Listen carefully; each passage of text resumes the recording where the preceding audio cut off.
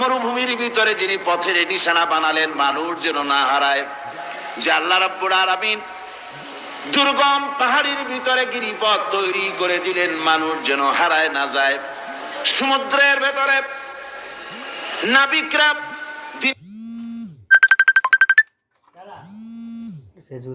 দিনের বেলায় সূর্যের আলো দেখে পথ চলে, রাতের আধারে সে যেন গভীর সমুদ্রের ভিতরে হারায় না যায়।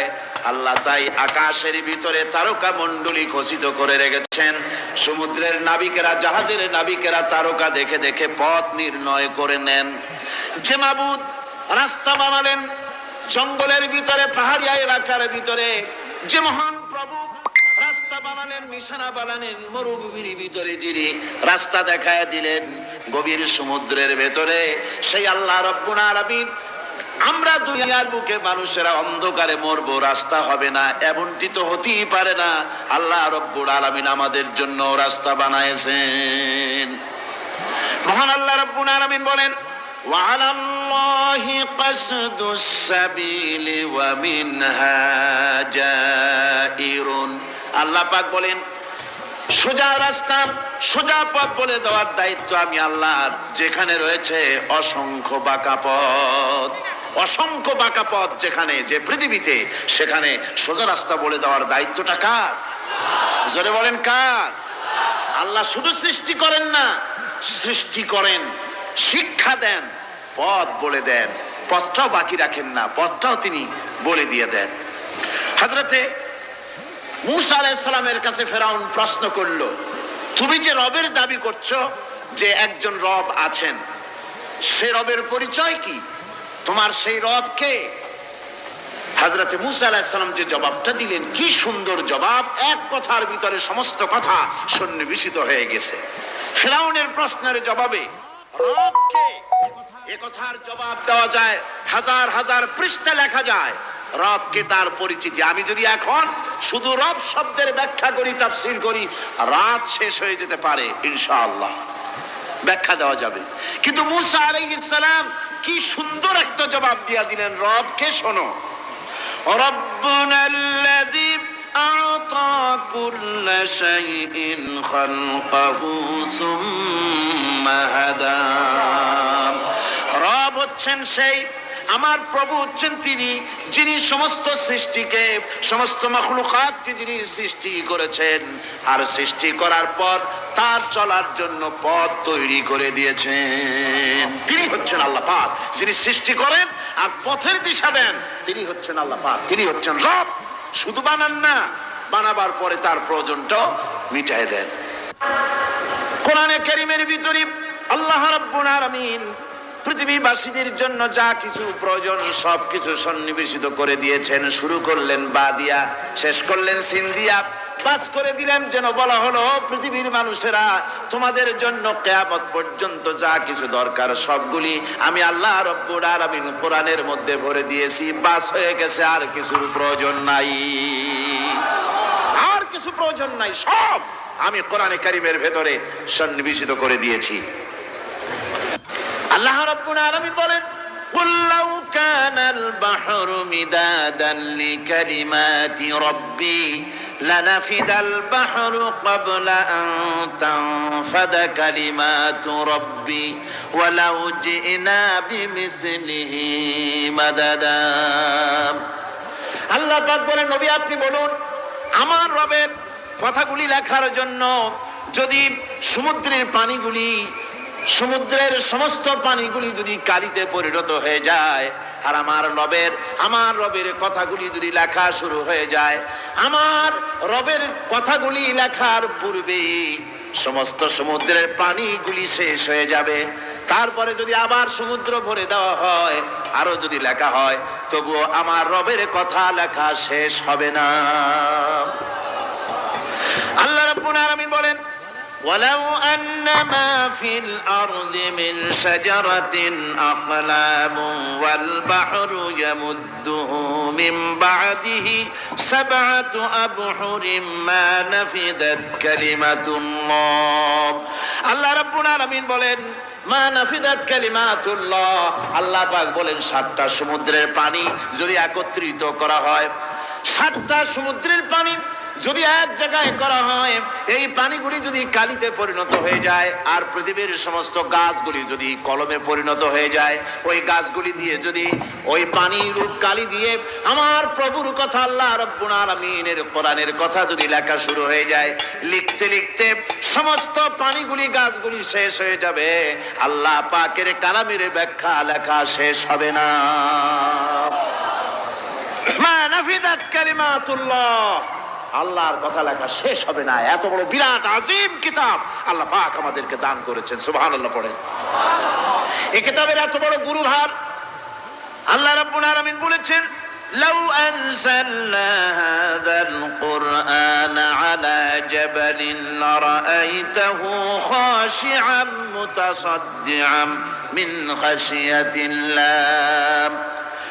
আমি যদি এই কোরআনকে পর্বতের উপরে নাজিল করতাম, তাহলে তুমি দেখতে পেতে আমার ভয় ভীত সন্ত্রস্ত হয়ে পাহাড়গুলো চূর্ণ বিচূর্ণ হয়ে যেত। এত বড় আসিম কিতাব আমি তোমাদেরকে দান করেছি, যার গুরুভার বহন করতে কেউ রাজি হয়নি, পাহাড় পর্বত কেউ রাজি হয়নি, মানুষ রাজি হয়েছে। এই মানুষের উপরে আমি এটা অবতীর্ণ করেছি, গোটা বিশ্ববাসীর সামনে এই কিতাব আমি দিয়েছি তোমাদেরকে, এর দ্বারা হেদায়েত তোমরা গ্রহণ করবে। কিয়ামতের দিন আল্লাহর এই বিরাট নিয়ামত আমাদেরকে দান করলেন, আমরা এই নিয়ামতের নাশকর করেছি, অর্থাৎ এই কোরআনকে আমরা ব্যবহার করেছি সঠিকভাবে করি নাই, বেঠিকভাবে করেছি। প্রথম দিন দ্বিতীয় দিন আমি বলেছি কোরআন শরীফকে শুধু তাবিজ তুমারের জন্য, শুধু সওয়াবের জন্য তেলাওয়াত করেছি। আসলে শুধু সওয়াবের জন্য তো আসেনি কোরআন। কোরআন বুঝতে হবে, আমল করতে হবে, তবে না শান্তি পাবো। আপনি যদি কোরআন হচ্ছে মানুষের জীবন সমস্যার সমাধানের গ্রন্থ, ওষুধ খেলে রোগ ভালো হয়। ওষুধ খেলে কি হয়? কেউ যদি সকাল বেলায় তসবিহ হাতে নিয়ে 500 বার পড়ে ওষুধ ওষুধ ওষুধ, 500 বার পড়লো, রোগ কি ভালো হবে? বরং রোগ আরো বাড়তে পারে চিল্লাইতে চিল্লাইতে। শীতের জন্য লেপ গায়ে যায় না দিয়া কেউ যদি চিল্লাইতে থাকে, জিকির করে লেপ্ত শোক লেপ্ত শোক লেপ্ত শোক, শীত কি বন্ধ হবে নাকি? পানির পিপাসায় ছটফট করে মানুষ যদি চিল্লায় পানি পানি পানি পানি পানি, পানির পিপাসা আরো বাড়বে। তাহলে কি পিপাসা লাগলে পানি পান করতে হবে, লাগলে ওষুধটা খেতে হবে, তাহলে সব সমস্যার সমাধান হবে। অনুরূপ ভাবে আমরা শুধু কোরআনে কারীমকে তেলাওয়াত করি সওয়াবের নিয়তে, তার হুকুমগুলি জীবনের উপরে আমল করি না বলে আজকের জীবন আমাদের বিপর্যস্ত। রাসূল হবেন বাদী, বাদী হবেন কে? যারা বলেন কে বাদী হবেন? রাসূল। আসামি হবে কারা? যারা কোরআন ছেড়ে দিয়েছে। আল্লাহ রাব্বুল আলামিন বলেন, وقال الرسول يا رب إن قومي اتخذوا هذا القرآن مهجورا। কিয়ামতের দিন রাসূল আল্লাহর দরবারে ফরিয়াদ করবেন, আয় আমার রব, আয় আমার আল্লাহ তাআলা, এই সমস্ত লোকগুলি তোমার কালামকে, তোমার কোরআনকে অপ্রয়োজনীয় জিনিস বলে তারা পরিত্যাগ করেছিল। আমার বন্ধুগণ, কিয়ামতের দিন যখন এরা উপস্থিত হবে আল্লাহর দরবারে, আল্লাহ রাব্বুল আলামিন কোরআনের সাথে যারা ঠাট্টা করেছে, বিদ্রুপ করেছে, কোরআনের আইনকে নিয়ে যারা ঠাট্টা বিদ্রুপ মজাক উড়াইছে, কিয়ামতের দিন তাদেরকে বলা হবে, ওয়াকিলাল ইয়াউমা নানসাকুম কামা নাসিতুম লিকা ইয়াউমিকুম হাযা। কিয়ামতের দিন আল্লাহ রাব্বুল আলামিন কোরআনের ঠাট্টাকারী, কোরআনের বিদ্রুপকারী, কোরআনের আইনের অমান্যকারীদেরকে বলবেন, আমি আজকে তোমাদের ভুলে গেলাম, যেমন করে তোমরা এই দিনে আমার সঙ্গে সাক্ষাৎকারের কথা ভুলে গিয়েছিলে। তোমরা যেমন আমার আজকের এই কিয়ামতের দিনের কথা যারা ভুলে গিয়েছিলে, আজকে আমিও তোমাদেরকে ভুলে গেলাম। এরপরে কি হবে? ওয়ামাওয়াকুমুন নার ওয়ামা লাকুম মিন নাসিরিন। আল্লাহ পাক বলেন, এরপরে এদের জায়গা হবে জাহান্নাম, আর এদের সাহায্যকারীও কেউ থাকবে না, জাহান্নামে চিরকাল থাকতে হবে। এটা এই জন্য যে তারা আল্লাহর কোরআনের সঙ্গে ঠাট্টা করেছে, বিদ্রুপ করেছে, কোরআনের আইন মানে নাই, কোরআনের আইনকে অমান্য করে চলেছে, এই জন্য কিয়ামতের দিন আল্লাহ রাব্বুল আলামিন তাদেরকে শাস্তি প্রদান করবেন। কোরআন পৃথিবীর বুকে আল্লাহ নাজিল করেছেন, শুধু তেলাওয়াত করবেন ঝুলে ঝুলে, এজন্য নয়। কি জন্য নাজিল হলো? এবার উদ্দেশ্য শুনুন। আল্লাহ পাক বলেন আর রহমান আল্লামাল কোরআন। আল্লাহ রাব্বুল আলামিন তিনি হলেন এমন দয়াবান, এমন রহমান, যিনি কোরআন শিখালেন। কি কারণে শিখালেন? কোরআন নাজিলের উদ্দেশ্য কি? আল্লাহ পাক বলেন ইন্না আনজালনা ইলাইকাল কিতাবা বিল হাক্কি লিতাহকুমা বাইনান নাসি বিমা আরাকাল্লাহ। আল্লাহ পাক বলেন এই কিতাব আমি আপনার প্রতি অবতীর্ণ করেছি এই জন্যে যাতে করে আপনি আল্লাহর প্রদর্শিত এই বিধান অনুযায়ী মানুষের উপরে বিচার ফয়সালা করতে পারেন। মানুষের উপরে আইন চলবে আল্লাহ। কার আইন? জোরে বলেন, কার আইন?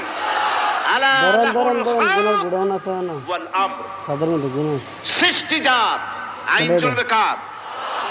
আল্লাহ পাক বলেন এই জন্য নাজিল করলাম, কোরআন নাজিল করেছি যাতে করে কোরআনের আইন দিয়ে বিচার ফয়সালা করতে পারেন, সেই জন্যই কোরআন নাজিল করলাম। আসলে আল্লাহর নবীর এই পৃথিবীতে আগমনের উদ্দেশ্য ওটাই ছিল। হুয়াল্লাযী আরসালা রাসূলাহু বিল হুদা ওয়া দীনিল হক লিইয়ুযহিরাহু আলাদ-দীনি কুল্লিহি ওয়া কাফা বিল্লাহি শাহীদা। আল্লাহ রাব্বুল আলামিন বলেন আমি আমার রাসূলকে দ্বীনে হক সত্যের বিধান সহকারে দুনিয়ায় প্রেরণ করেছি। লিইয়ুযহিরাহু আলাদ-দীনি কুল্লিহি আয় লিইয়ুগলিবাহু আলা সাইরিল আদিয়ান। সমস্ত আদিয়ানে বাতিলের উপরে আমার দিনকে বিজয়ী করে দেওয়ার জন্য আমি রাসূলের কাছে কিতাব সহকারে তাকে অবতীর্ণ করেছি।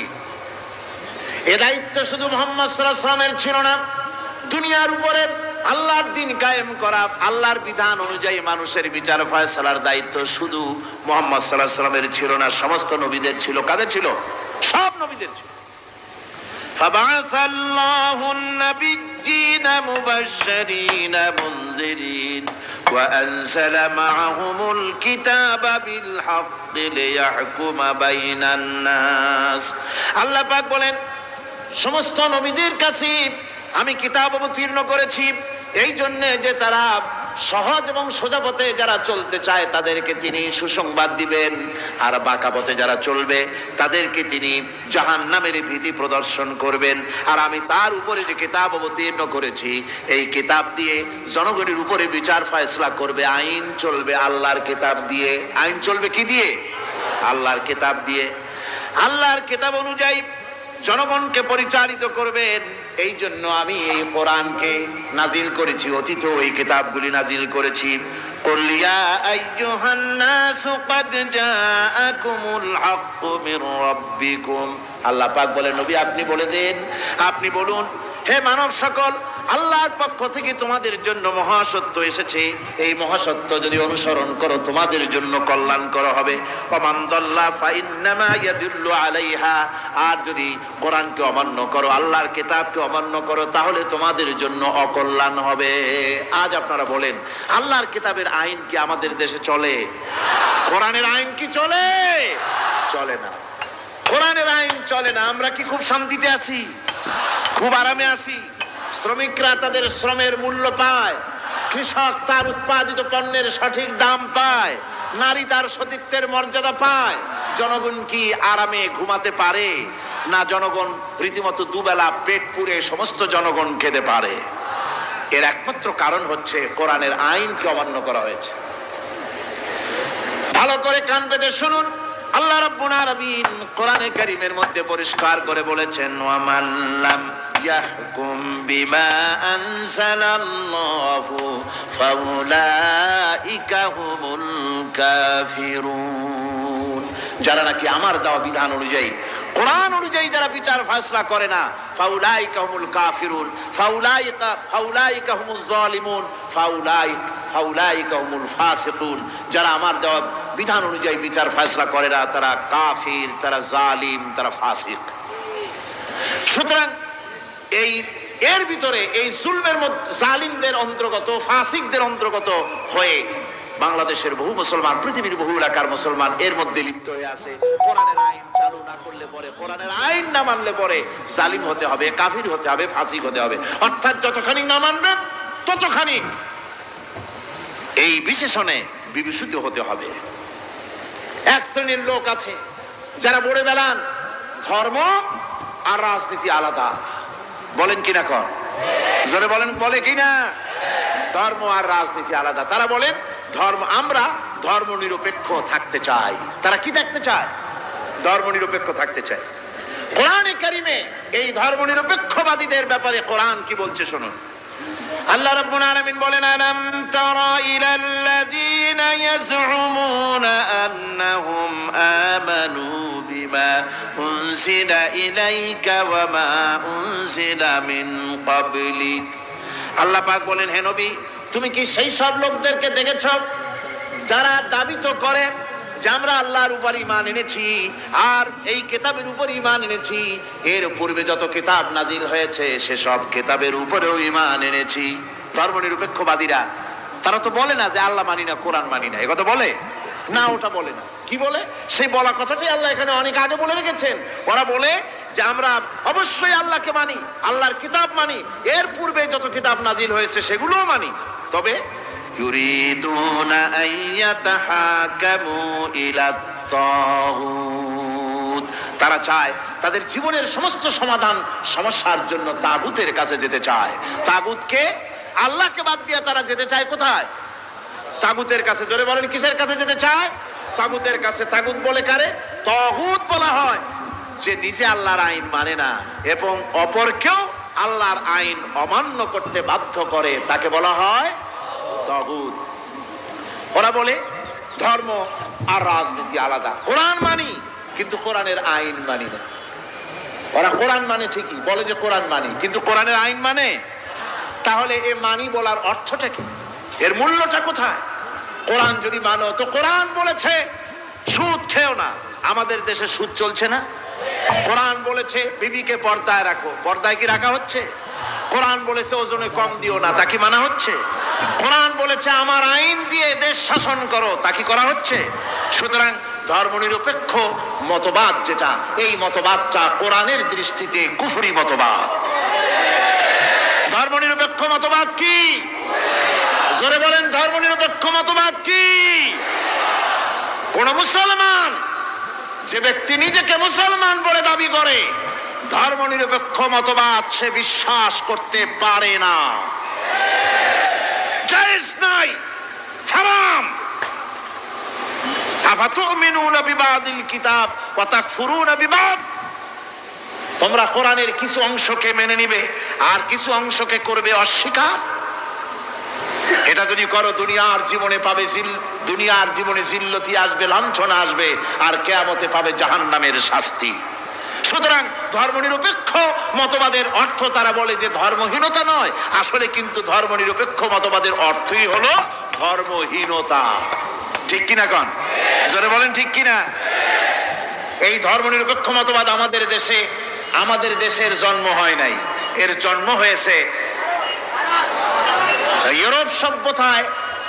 প্রাচীন ইউরোপ সভ্যতায় এর জন্ম হয়েছিল, সেখান থেকে তার আন্ডা বাচ্চা ভারতে এসেছিল। ভারত থেকে এই আন্ডা বাচ্চার কিছু অংশ 1972 সালে তদানীন্তন সরকারের মাথার উপরে ভারত চাপিয়ে দিয়েছিল। সেই ধর্মনিরপেক্ষ মতবাদ 1972 সনের সংবিধানে লেখা হলো, কিন্তু 1982 সনে যখন সংবিধান আবার অ্যামেন্ডমেন্ট করা হলো, তখন ধর্মনিরপেক্ষতার কপালে ঝাঁটা মেরে বিদায় করা হয়েছে। বাংলাদেশে ধর্মনিরপেক্ষ মতবাদ চলতে পারে না। ধর্মনিরপেক্ষ মতবাদের কথা আমাদের দেশে তারাই বলে যারা 72 সনে ক্ষমতায় ছিলেন। তারা ধর্মের সাথে কি ব্যবহার করেছেন আমরা ভুলে যাই নাই, আপনারা ভুলে গেছেন।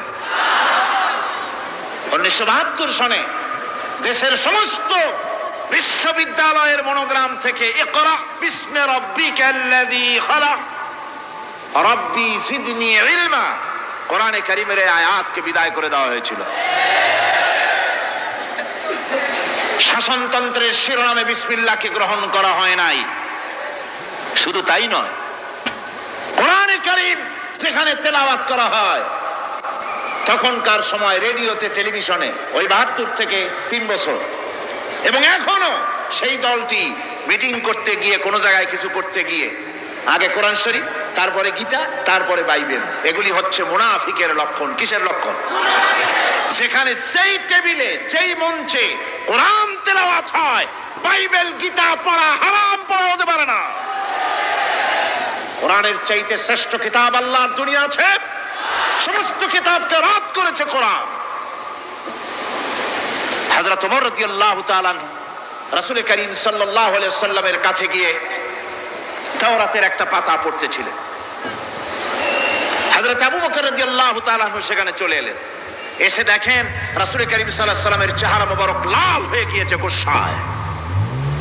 হযরত আবু বকর বললেন, ওমর, তুই যদি এর থেকে মরে যেতিস, তুই যদি এর থেকে মরে যেতিস, তুই যদি এর থেকে মরে যেতি। 3 বার বললেন। হযরত ওমর শিউরে উঠলেন, হতচকিত হয়ে উঠলেন। আবু বকর আমাকে মরার কথা বলছেন কেন? তিনি তাকিয়ে দেখেন রাসূল করিম সাল্লাল্লাহু আলাইহি ওয়াসাল্লামের চেহারা মোবারক গোসায় লাল হয়ে গিয়েছে। হযরত ওমর বলছেন, ইয়া রাসূলুল্লাহ, আমার এবং আমার পিতা মাতার জীবন আপনার কদম মোবারকে উৎসর্গ হয়ে যাক। আমি অপরাধ করেছি, কি অন্যায় করেছি হুজুর, আমাকে বলুন। হুজুর বলছেন, ওমর, তুমি যে তাওরাতের পাতা আমার সামনে পড়তেছো, এই তাওরাত যার উপরে নাজিল হয়েছিল, সেই মুসা আলাইহিস সালাম যদি আজকে বেঁচে থাকতেন, তাহলে আমার উম্মতের ভিতরে শামিল হয়ে যাওয়া তার জন্য ফরজ হয়ে যেত। অতীতের সমস্ত কিতাবকে রদ করা হয়েছে, সমস্ত শরিয়াতকে বন্ধ করা হয়েছে।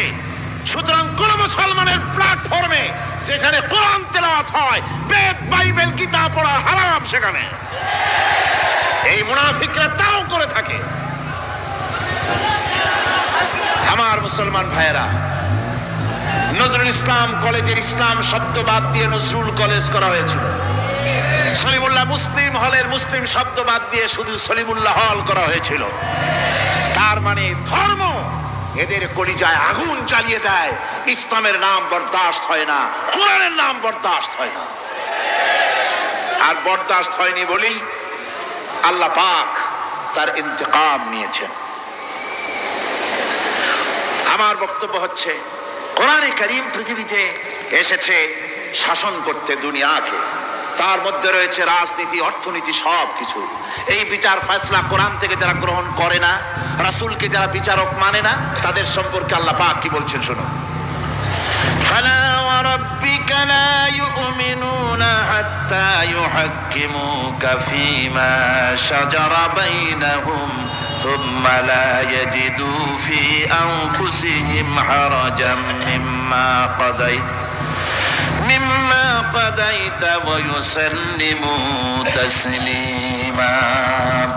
আল্লাহ রাব্বুল আলামিন বলেন, ফালা ওয়া রাব্বিক, কখনো নয় হে নবী, আপনার রবের কসম, কখনোই নয়। ওরা মুমিন নয় যারা নাকি তাদের জীবনের সব কিছুর ব্যাপারে যতক্ষণ পর্যন্ত আপনাকে বিচারক না মানে, আপনার দেওয়া ফয়সালাকে গ্রহণ না করে, এবং আপনি বিচার করার পর ফয়সালা দেওয়ার পরে এটার উপরে দ্বিধাহীন চিত্তে মেনে যতক্ষণ না নিবে, ততক্ষণ পর্যন্ত তারা যত ঈমানের দাবি করুক, তারা আসলে মুমিন না।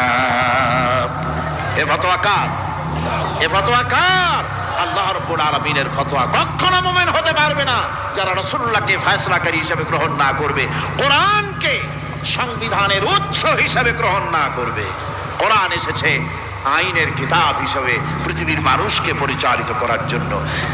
আজ এই কোরআনের আইন যারা মানে সেখানে শান্তি পায়, কোরআন যেখানে মানে না সেখানে শান্তি হয় না।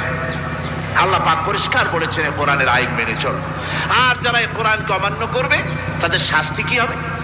আল্লাহ পাক বলেন, আল্লাযীনা কাযযাবু বিল কিতাবি ওয়া বিমা আরসালনা বিহি রুসুলানা ফাসাউফা ইয়ামালুন। আল্লাহ পাক বলেন, আমি যে কিতাব নাজিল করেছি, এই কিতাবকে যারা মিথ্যা মনে করে, কিতাবকে যারা অস্বীকার করে, কোরআনের আইন যারা মানে না, আমি যে রাসূলের উপরে যা নাজিল করেছি সেগুলির উপরে যারা ঈমান আনে না, এগুলিকে যারা মানে না, তাদের জন্য এর পরিণতি তারা খুব শীঘ্রই টের পাবে। খুব শীঘ্রই তাদেরকে এর পরিণতি দেওয়া হবে। কিয়ামতের দিন তাদেরকে আল্লাহ রাব্বুল আলামিন জাহান্নামে প্রবেশ করাবেন। কোরআনের অমান্যকারীদের জায়গা কোথায় হবে? কোথায় হবে তাদের জায়গা? জাহান্নামের ভিতরে হবে। সুতরাং আমরা কোথায় যেতে চাই? জাহান্নামে না জান্নাতে? বেহেশতে যদি যেতে চাই, দুনিয়ায় যদি শান্তি চাই এবং আখিরাতে যদি মুক্তি পেতে চাই, তাহলে আমাদেরকে কোরআনের আইন কোরআনের হলো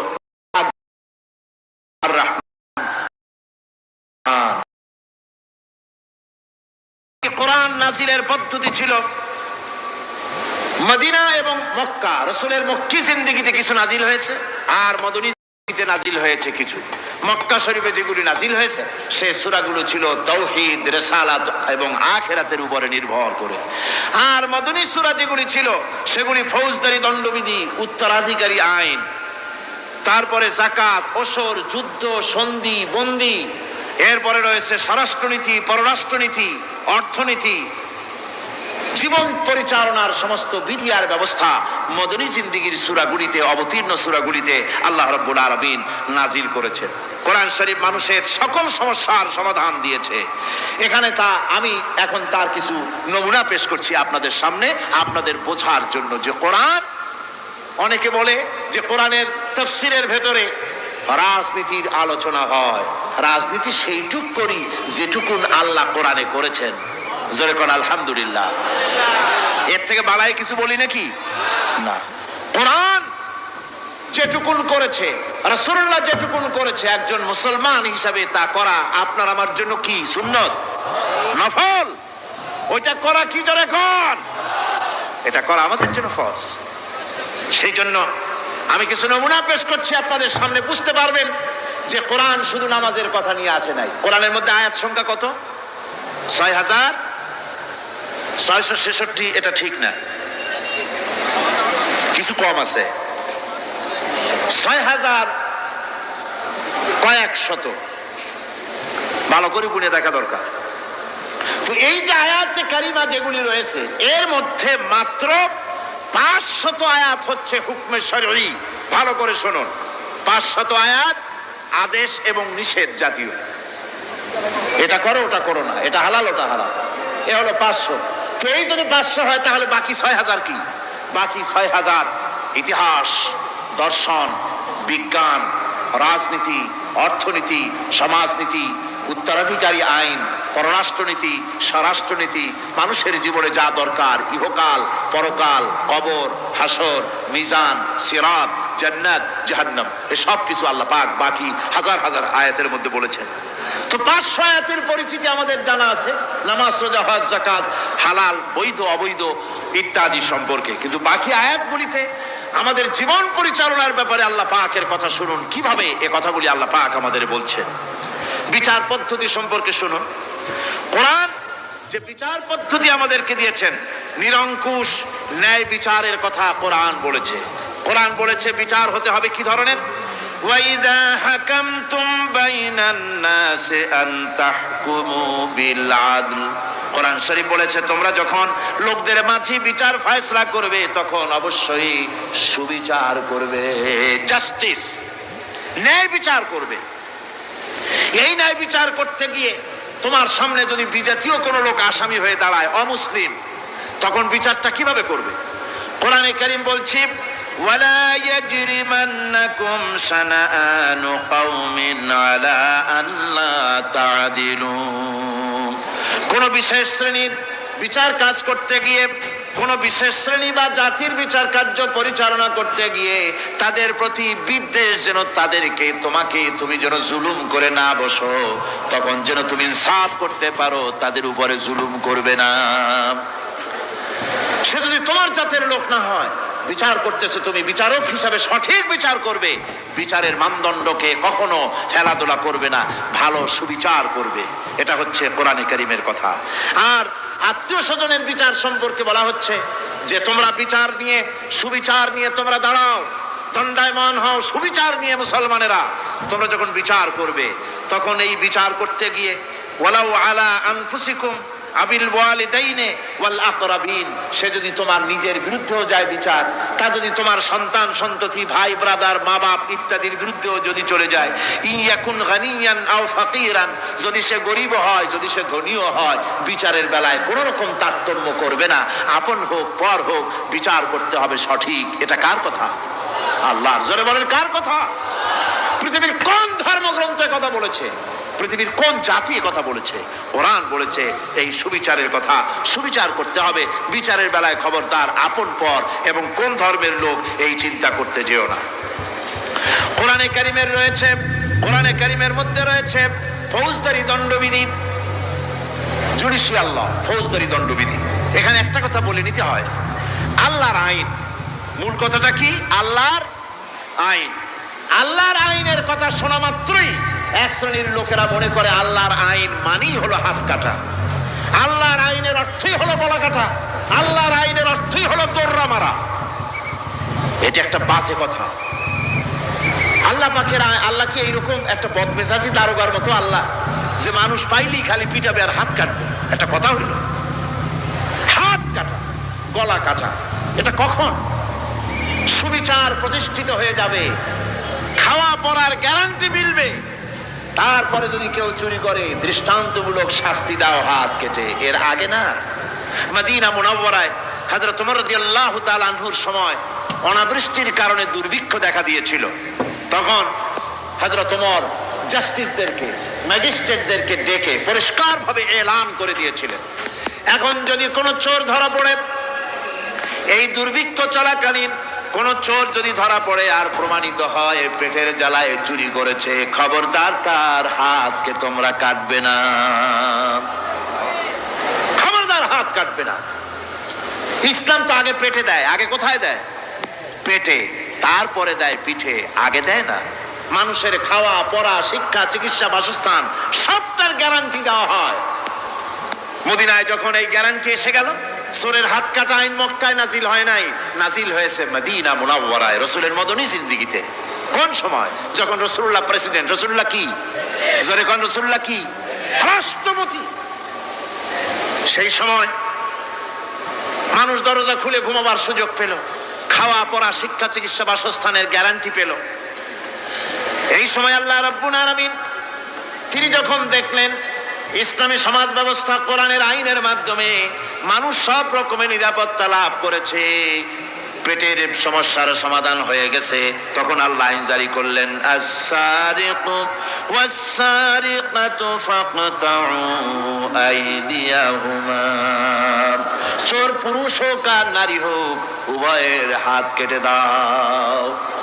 পুরুষ হোক আর নারী হোক, এখন উভয়ের হাত কেটে দাও। দৃষ্টান্তমূলক শাস্তি হোক, যাতে করে এই চুরি আর না কেউ না করে। পেটে খাবার আছে, চাকরি আছে, ওষুধ আছে, শিক্ষা আছে, থাকার মতো জায়গা আছে, এখন চুরি করো কেন? তাহলে বোঝা যাবে এটা নেশায় পরিণত হয়েছে। কি হয়েছে? নেশা। তখন তো আর চোরেকে বসায় সেলুট মারা আর যাবে না, এখন হাতটা কাটিয়া একটা শাস্তি দিয়ে দাও। আমাদের দেশে কিন্তু চোরের হাত কাটা আইনের ব্যাপারে কোন চোরেরা আজ পর্যন্ত মিছিল করে না। বাংলাদেশের কোন ছোট ছোট চোর, যেমন তাল চোর, বেল চোর, কচু চোর, ছাতি চোর, জুতা চোর, আরো যত ছোট ছোট চোর, এই সব চোরেরা কি কোনোদিন মিছিল করেছে যে চোরের হাত কাটা আইন মানি না, মানবো না? বলেছে কেউ? বলে। কিন্তু এই আইনের বিরুদ্ধে সোচ্চার কারা? কোন চোরেরা? নিশ্চয়ই ছোট চোরেরা না, বড় চোরেরা, যারা তাল বেল চুরি করে না, বরং কলমের খোঁচা দিয়া সরকারের, জনগণের লক্ষ কোটি কোটি টাকা পকেটস্থ করেন মেহেরবানি করে। ওইসব তারা মনে করেন যদি এই আইন চালু হয়ে যায় তাহলে তালচোর বেলচোরের তো কোনো ক্ষতি নাই, ইসলামী রাষ্ট্র চালু হলে পরে তো সকলের পেটে ভাত আসবে, ওই তাল বেল আর চুরি করা লাগবে না, তাদের তো সুবিধা। কিন্তু মুসিবতটা তো আমাদের হবে। বেশি খাইয়া খাইয়া জিহ্বা পুরু হয়ে গেছে, এখন ওই বেশি খাইতে না পারলে বদভ্যাস চালু হয়ে যাবে, চুরি করতে যখন যাইবে তখন এই আইন তো বিসমিল্লাহ হবে আমাদের দিয়া। এই জন্য ওনারাই বিরোধিতা করেন চরম ভাবে। আমার বন্ধুগণ, কোরআনের আইন বন্ধ করার ক্ষমতা কারো নাই। এই আইন চালু হলে পরেই শান্তি আসবে। ওরা বিরোধিতা করছে, ওরা বলছে চোরের হাত কাটা আইন, এটা হচ্ছে একটা অমানবিক ব্যাপার। আইনটা কার? আল্লাহর। মানুষগুলি কার? তো তোমার তো দরদ কেন? মায়ের চাইতে মাসির দরদ বেশি, এটা কি খুব সুলক্ষণ? না, এটা দারুণ কুলক্ষণ। সুতরাং আল্লাহ রাব্বুল আলামিন তার আইন হচ্ছে শাশ্বত আইন। চোরের হাত কাটা আইন অর্থ এ নয় যে বাংলাদেশ ইসলামী দল যদি ক্ষমতায় আসে পাইকারি দরে চোরের হাত কাটা আরম্ভ করবে না। ততক্ষণ পর্যন্ত আইন চালু হবে না যতক্ষণ পর্যন্ত সমস্ত মানুষ তাদের কর্মসংস্থান না হবে, খাবার না পাবে, চাকরি বাকরি না হবে, খেয়ে পরে খাওয়া পড়া শিক্ষা চিকিৎসা বাসস্থান সবটার গ্যারান্টি মিলবে, তারপরে আইন চালু হবে, এর আগে নয়। আল্লাহ রাব্বুল আলামিন ফৌজদারি দণ্ডবিধির আওতার ভিতরে চোরের কি শাস্তি হবে তা বললেন, নরহত্যার শাস্তি কি হবে তাও আল্লাহ পাক এখানে বলছেন, ইয়া আইয়ুহাল্লাযীনা আমানু কুতিবা আলাইকুমুল কিসাসু ফিল কাতলা। আল্লাহ পাক বলেন তোমাদের প্রতি নরহত্যার শাস্তি স্বরূপ কিসাস নির্দিষ্ট করা হয়েছে, অর্থাৎ হত্যার বদলে হত্যা করা। একজন মানুষ আর একজন মানুষকে হত্যা করেছে, কোরআনের আইন হচ্ছে ওকেও হত্যা করো। কি সুন্দর আইন, সুবহানাল্লাহ পড়েন। তাহলে কি হবে? রেডিও টেলিভিশনে পত্র পত্রিকার মাধ্যমে যদি খবর ছড়ানো হয় যে হত্যাকারীর বিচার হবে কোরআনের আইন অনুযায়ী, প্রকাশ্য রাজপথে হত্যাকারীকে তাকেও যদি হত্যা করে দেওয়া হয়, এই দৃশ্য উপস্থিত জনতা যত দেখবে, পত্র পত্রিকায় খবর পাবে, টেলিভিশনের পর্দায় দেখতে পাবে, যারা দেখলো এই সব লক্ষ লক্ষ জনতার ভেতরে মানুষ হত্যা করার দুঃসাহস আর আসবে? আল্লাহ পাক বলছেন এটা হচ্ছে মানুষের কিসাস, এর মধ্যে রয়েছে মানুষের জীবন। এরপরে নরহত্যার শাস্তি আল্লাহ পাক এভাবে কোরআনে কারীমের মধ্যে বললেন। জিনার শাস্তি, আস-সানিয়াতু ওয়াস-সানি ফাজলিদু কুল্লা ওয়াহিদিম মিনহুমা মিআতা জালদা। আল্লাহ রাব্বুল আলামিন বলেন জিনাকারিনী পুরুষ, জিনাকারিনী নারী আর জিনাকারা পুরুষ, তাদের শাস্তি হচ্ছে উভয়কে 100 করে দৌড়া মারা, প্রাণদণ্ড দিয়ে দেওয়া। এই শাস্তি যদি হয় জিনা বন্ধ হয়ে যাবে, বিবাহ সহজ হবে। ইসলামী রাষ্ট্র হলে পরে জিনা করা কঠিন হবে, বিবাহ করা সহজ হয়ে যাবে। এটা হচ্ছে কোরআনের আইনের সুন্দর বিধান। জিনার শাস্তি, চোরের শাস্তি, নরহত্যার শাস্তি জুডিশিয়াল লয়ের আওতায়, ফৌজদারি দণ্ডবিধির আওতায় এগুলি পড়ে। এগুলি সব কোরআন শরীফে আছে না নাই? আছে কিনা? তাহলে কি করে আপনি বলবেন আপনি ধর্ম নিরপেক্ষ? আপনি শুধু ধর্ম আপনার ব্যক্তিগত ব্যাপার আর রাজনীতি একটা আলাদা ব্যাপার। এবারে আল্লাহ রাব্বুল আলামিন মদ পান সম্পর্কে, যারা মদ পান করবে, জুয়া খেলবে যারা, তাদের সম্পর্কে মদ্যপায়ীদের ব্যাপারে আল্লাহ পাক বলছেন, ইন্নামাল খামরু ওয়াল মাইসিরু ওয়াল আনসাবু ওয়াল আজলামু রিজসুম মিন আমালিশ শাইতানি ফাজতানিবুহু। আল্লাহ পাক বলেন নিঃসন্দেহে মদ, জুয়া এবং পাশা, এই সমস্ত খেলাকে, এই সমস্ত জিনিসকে নাপাক ঘোষণা করা হয়েছে। এগুলি সব হতেছে শয়তান কর্তৃক উদ্ভাবিত নোংরা কাজ। এগুলি শয়তানের কাজ। মদ আর জুয়া কার কাজ? যারা বলেন কার কাজ? শয়তানের কাজ। সুতরাং ফাজতানিবুহু, এর থেকে তোমরা ফিরে থাকো। আল্লাহ বলছেন মদ এবং জুয়া মানুষকে আল্লাহর জিকির থেকে ফিরায় রাখে। ফাহাল আনতুম মুনতাহুন, এগুলি শোনার পরেও কি তোমরা এর থেকে ফিরে থাকবে না? এবার আল্লাহ রাব্বুল আলামিন ওজনে কম দেওয়া সম্পর্কে বলছেন, যারা ব্যবসায়ী, অনেক ব্যবসায়ী আছে, ব্যবসা করতে গিয়ে ধর্ম ব্যক্তিগত ব্যাপার, ব্যবসার মধ্যে ধর্ম নিতে চাই না। কয় যে ধর্ম দারুণ পবিত্র জিনিস, এত পবিত্র, শুধু মসজিদে থাকবে, শুধু মাদ্রাসায় থাকবে, আমার জীবনের বিস্তীর্ণ অঙ্গনে ধর্ম ঢুকতে পারবে না। তার মানে ভাবখানা এই, আল্লাহ এবং রসুলকে বলে দেওয়া হচ্ছে, হে আল্লাহ, হে রসুল, তোমাদের উপরে 144 জারি করে দিলাম, শুধু মসজিদে আর খানকায় থাকো, মাদ্রাসায় থাকো, আমাদের জীবনের বিস্তীর্ণ অঙ্গনে তোমাদের কোনো প্রবেশের অধিকার নাই। জোরে কর নাউজুবিল্লাহ। আল্লাহ পাক মানুষের জীবনের সকল ক্ষেত্রে আইন চলবে আল্লাহর। ইনিল হুকমু ইল্লা লিল্লাহ। আইন চলবে কার? ওই আল্লাহ রাব্বুল আলামিন বলেন, ওজনে কম দিও না। ওয়াউফুল কাইলা ইযা কিলতুম ওয়াজনু বিল কিসতাসিল মুস্তাকিম।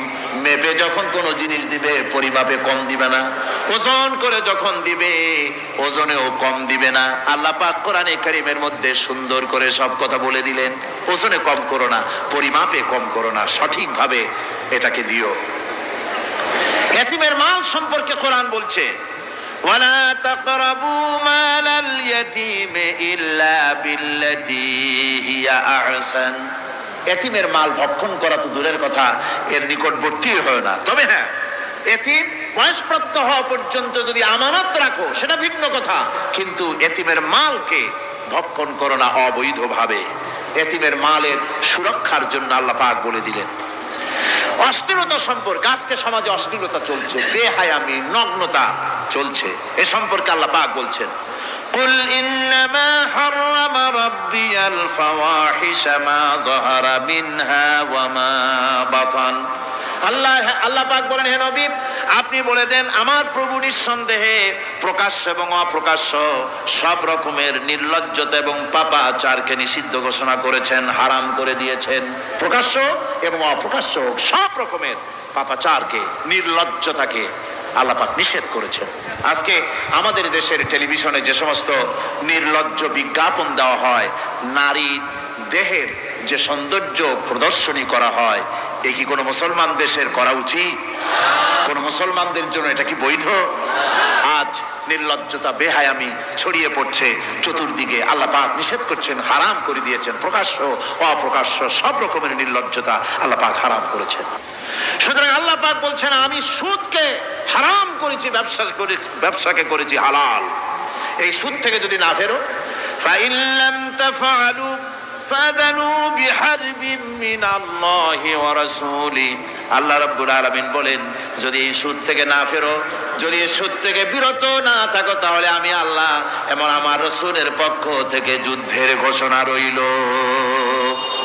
পারবেন? আল্লাহ রাসূলের সাথে যুদ্ধ করতে পারবেন? নাউযুবিল্লাহি মিন যালিক। কি মানুষের পক্ষে সম্ভব? সুদ সম্পর্কে আল্লাহ ঘোষণা করলেন কোরআনে কারীমের মধ্যে। এবার ধনী এবং গরিব সম্পর্কে, ধনী আর গরিবের ভিতরে সম্পর্কটা কেমন হবে আল্লাহ পাক কোরআনে কারীমের মধ্যে বলে দিলেন, ওয়া ফি আমওয়ালিহিম হাক্কুল লিসাইলি ওয়াল মাহরুম। আল্লাহ রাব্বুল আলামিন বলছেন, ও ধনীরা, তোমাদের সম্পদের ভিতরে গরিবদের অধিকার আছে, সে অধিকার আদায় করে দাও। একথা বলা হলো না গরিবরা তোমাদের করুণার পাত্র, দয়া করে তাদের কিছু দাও, একথা আল্লাহ বলেন নাই। বললেন, ধনীরা শুনে রাখো, তোমাদের সম্পদে গরিবদের অধিকার আছে। অধিকার, এই অধিকার তাদের ফিরিয়ে দাও। এরপরে আল্লাহ পাক বললেন, কাইলা ইয়াকুনা দুলাতাম বাইনাল আগনিয়াই মিনকুম। তোমাদের সম্পদগুলি যেন তোমাদের ধনশালী লোকদের হাতে যেন পুঞ্জীভূত না হয়ে যায়। দেশের সমস্ত সম্পদ গুটি কতক লোকের হাতে যেন পুঞ্জীভূত না হয়, বরং তার যাকাত, ফিতরা, সাদকা, এককালীন দান ইত্যাদির মাধ্যমে জনগণের কাছে যেন তা পৌঁছে যায়, এক জায়গায় যেন পুঞ্জীভূত হয়ে না থাকে। এভাবে করে আল্লাহ পাক মানুষের জীবনের সাথে সম্পৃক্ত কথাগুলি বলছেন। রাষ্ট্র ব্যবস্থা সম্পর্কে বলছেন, ওয়া আমরুহুম শুরা বাইনাহুম। রাষ্ট্র পরিচালনা করতে গিয়ে তাদের সাথে পরামর্শ ভিত্তিক রাষ্ট্র চালাও, স্বৈরাচার হয়ে ক্ষমতায় বসে দেখো না। ইচ্ছে মাফিক দেশ চালায়ও না, ডিক্টেটর হয়েও না, পরামর্শ ভিত্তিক দেশ পরিচালনা করো। এভাবে করে আল্লাহ রাব্বুল আলামিন রাষ্ট্রপ্রধানকে বললেন, ওয়াসাবিরুহুম ফিল আমর। প্রত্যেকটি ব্যাপারে, রাষ্ট্রের সব ব্যাপারে তাদের সঙ্গে পরামর্শ করে নাও, পরামর্শ সবার সঙ্গে পরামর্শ করে পরামর্শের ভিত্তিতে কাজ করো, এমনি স্বৈরাচার হিসাবে কাজ করো না। কোরআন প্রবর্তিত সমাজ সকল নাগরিকের মৌলিক অধিকারের গ্যারান্টি দিয়েছে। জোরে কোন সুবহানাল্লাহ। এখন আমি যে কথাগুলি বলবো, এই কথাগুলি শুধু মুসলমানদের জন্য নয়, হিন্দু, মুসলমান, খ্রিস্টান, বৌদ্ধ, নারী, পুরুষ, সাদা, কালো, বর্ণ, ভাষা, দল, মত নির্বিশেষে সমস্ত মানুষের জন্য নাগরিক অধিকারের গ্যারান্টি দিচ্ছে কে? আল্লাহ পাক। জোরে বলেন, কে দিচ্ছেন? আল্লাহ পাক। আল্লাহ পাক জীবনের নিরাপত্তা দিচ্ছেন। কোরআনের আইন যদি চালু হয়, নাগরিকদের জীবনের নিরাপত্তা লাভ হবে। জোরে কোন সুবহানাল্লাহ। কিভাবে হবে?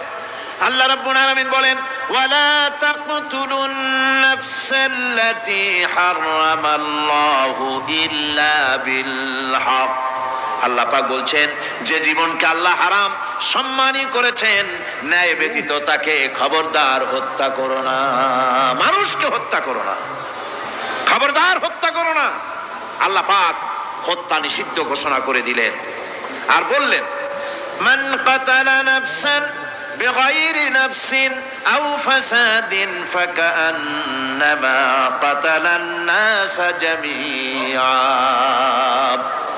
কেউ যদি কোন নরহত্যা এবং বিপর্যয় সৃষ্টি করে, কোন অপরাধ ছাড়া যদি কেউ কোন নির্দিষ্ট অভিযোগ, তাকে হত্যার শাস্তি দেওয়া যায় কোরআন অনুযায়ী, এরকম ছাড়া যদি অন্যায়ভাবে কেউ কাউকে হত্যা করে, তাহলে একটা লোক হত্যা করা নয়, একটা মানুষ হত্যা করার অর্থ হলো গোটা বিশ্বের সমস্ত মানুষকে হত্যা করা।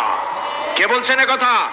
আল্লাহ পাক বলছেন। আর একটা মানুষকে যদি বাঁচায় দেওয়া যায়, তাহলে সে যেন গোটা পৃথিবীর সমস্ত মানুষকে বাঁচায় দিল। এ কথা কে বললেন? আল্লাহ সুবহানাহু ওয়া তাআলা বলেছেন। এরপরে নরহত্যা যারা করবে তাদের জন্য রয়েছে শাস্তি। কি শাস্তি? আল্লাহ পাক বলছেন, ওমাইয়াকতুল মুমিনান মুতাআম্মিদান ফাজাযাউহু জাহান্নামু খালিদান ফিহা ওয়া গাদিবাল্লাহু ওয়া লা'নাহু ওয়া আ'আদ্দা লাহু আযাবান আযীমা। আল্লাহ পাক বলছেন, যে ব্যক্তি কোনো মুমিনকে করে হত্যা করলো, ফাজাযাউহু জাহান্নাম, তার শাস্তি কি? যারা বলেন শাস্তি কি? খালিদ, সেই জাহান্নামে চিরকাল তাকে থাকতে হবে। ওয়া গাদিবাল্লাহ ওয়া লা'নাহু, আর তার উপরে আল্লাহর গজব, আল্লাহর লানত, চিরকাল এই শাস্তি তাকে জাহান্নামে ভোগ করতে হবে। এই কথাগুলি না জানার কারণেই আজকে কলেজ, বিশ্ববিদ্যালয়গুলিতে মানুষ হত্যা চলছে পাখি হত্যার মতোই। সুতরাং আল্লাহর এই বিচারের কথা কোরআন থেকে যারা জানে, তারা সন্ত্রাস করে না। এই জন্য কলেজ, বিশ্ববিদ্যালয় সমূহে সন্ত্রাস হয়, মাদ্রাসাগুলিতে সন্ত্রাস হয় না বললেই চলে। কথা কি ঠিক বললাম না বাড়ায় বললাম? সন্ত্রাসের কারণে টাইটেল মাদ্রাসা বন্ধ হয়েছে কয়টা বাংলাদেশে? ফাজেল মাদ্রাসা কয়টা? দাখিল কয়টা? ইল্লা মাশাআল্লাহ দুই একটা হতে পারে কোথাও, কিন্তু তা হয় না। কারণ মাদ্রাসায় এই সব কথা পড়ানো হয় যা আমি বললাম। কোরআন থেকে যে কথাগুলি বললাম এগুলি কোথায় পড়ানো হয়? আজকে যদি কলেজ, বিশ্ববিদ্যালয় সমূহে কোরআন পড়ানো হতো, তাফসীর পড়ানো হতো, তাহলে বিশ্ববিদ্যালয় থেকে রবীন্দ্রনাথ আর সূর্য সেনের পা চাটা উলামারা বের হতো না। শহীদ তিতুমীর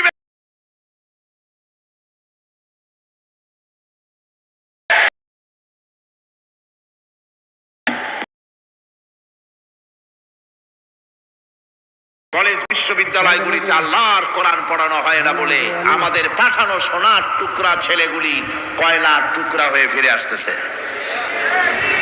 বন্ধুগণ, জীবনের নিরাপত্তা দিচ্ছেন আল্লাহ পাক। কোরআনের আইন চালু হলে মানুষকে হত্যা করা হবে না, কেউ কাউকে মারতে পারবে না, মারলে তাকেও নিহত, হত্যা করা অবশ্যই হবে। সম্পদের নিরাপত্তা দিচ্ছেন আল্লাহ, গ্যারান্টি। হিন্দু হোক, মুসলমান হোক, সকলের সম্পদের গ্যারান্টি মিলবে, কেউ কারো সম্পদকে হরণ করবে না, গসব করবে না। কোরআন বলছে, ওয়ালা তাকুলু আমওয়ালাকুম বাইনাকুম বিল বাতিল, পরস্পরের সম্পদকে অবৈধ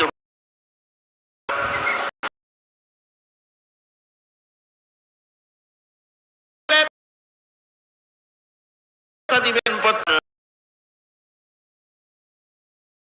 তোমরা এক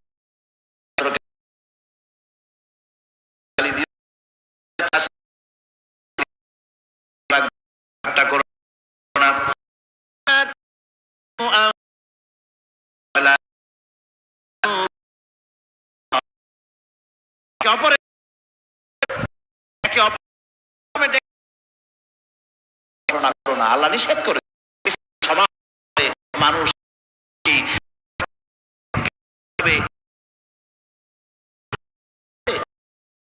কেউ ঢুকবে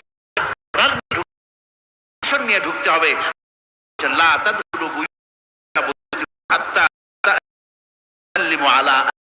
অন্যের ঘরের মধ্যে পারমিশন ব্যতিরেকে প্রবেশ করো না, আগে সালাম দাও, পারমিশন নাও, তারপরে ঢোকো। তোমার ঘর হবে, তারপর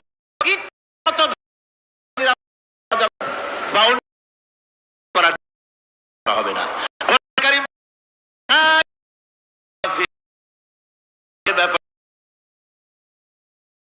পরে কোন ধর্মমত আর ইচ্ছে পালন করতে পারবে। কথা বলতে আমার মনে হলো এবছরের হিন্দুদের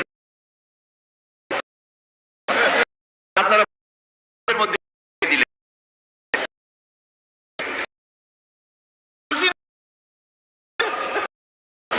আপনারা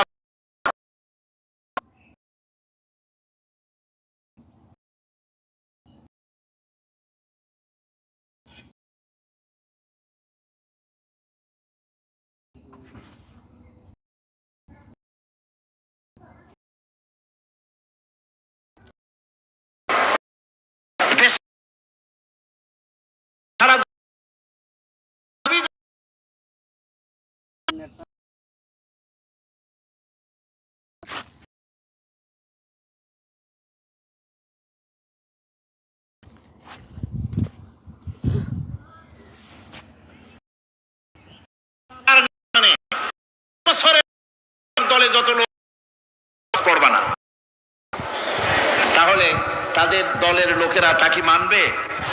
মানবে? বিএনপি যদি বলে, সরকারে যারা আছে, যে আমাদের এই সমস্ত কথা যদি বিরোধী দল না মানে, তাহলে আমার দলের কোনো লোক ঈদের নামাজ পড়বে না, শুনবে কেউ? শুনবে না।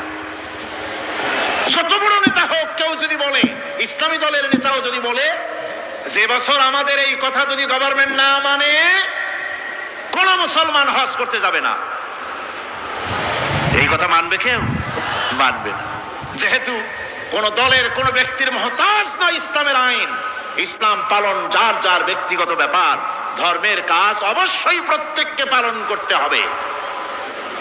সুতরাং ইসলামী গভর্নমেন্ট এলে, ইসলামী শাসন এলে, কোরআনের শাসন এলে, প্রত্যেক নাগরিক তার নিজস্ব ধর্ম ইচ্ছে মতো পালন করতে পারবে, কোনো বিধিনিষেধ আরোপিত হবে না।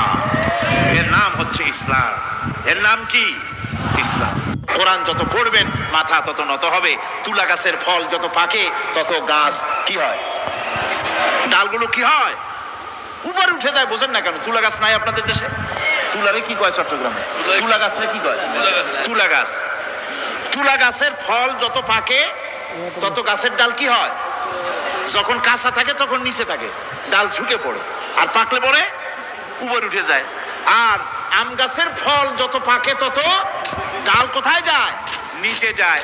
যারা মানুষের তৈরি করা এই সমস্ত জ্ঞানে যারা সমৃদ্ধ হয়, তারা ওই তুলা গাছের মতো আস্তে করে যতই জ্ঞানে বৃদ্ধ হয় ততই ডাল উপরের দিকে যায়, জ্ঞান তত হালকা হয়। আর কোরআন আমের মতো, কাঁঠালের মতো, মানুষের উপকারী এমন এক ফলের মতো, যত পাকে যত পড়ে জ্ঞান যত সমৃদ্ধ হয় ততই আল্লাহর সামনে মাথা নত হয়ে যায়।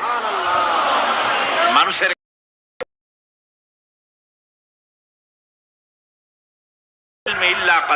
খুব সামান্যতম জ্ঞানী তোমার